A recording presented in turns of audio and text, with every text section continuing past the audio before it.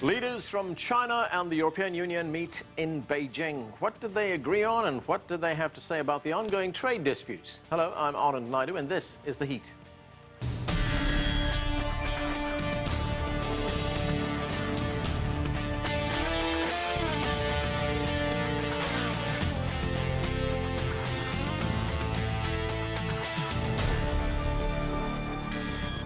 Earlier this week, top officials from the EU visited Beijing for the 20th China-EU leaders meeting.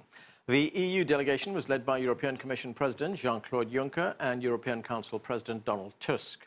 The event was co-chaired by Chinese Premier Li Keqiang. There was much to discuss, including the ongoing trade disputes that have both sides responding to the US decision to impose tariffs against them. Plus, as China-EU engagement grows, the parties were looking ahead to even greater cooperation. We begin with this report from CGTN's Audrey Siek. With the threat of an escalating trade war between China and the U.S., Beijing used this meeting with the European Union to push free trade. President Xi Jinping hailed globalization as he met with European Council President Donald Tusk and Commission President Jean-Claude Juncker on Monday. China and the EU said their relationship is more important than ever, especially in light of the conflict between the world's two largest economies. Premier Li Keqiang expressed China's commitment to fair trade practices and plans to open up its economy further to foreign investors. Let me repeat, as long as you are registered here in China, you will be treated the same as Chinese companies.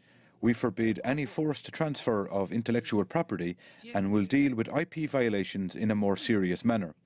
For those who violate intellectual property laws, we will punish them to the fullest extent of the law, so that they cannot afford to commit such violations again. As pressure builds between Washington and Beijing, Europe played peacemaker, saying there's still time to prevent conflict and chaos. Heads of both the European Commission and European Council called on China and the U.S. to mend ties before the situation gets worse. It is a common duty of Europe and China, America and Russia, not to destroy this order, but to improve it. Not to start trade wars, which turned into hot conflict so often in our history. The meeting produced a communiqué, both sides affirming their commitment to multilateral trading.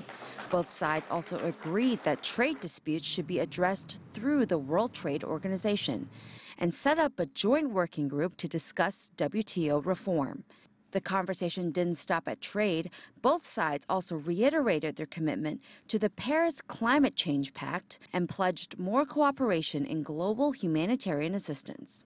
Audrey Siek, CGTN.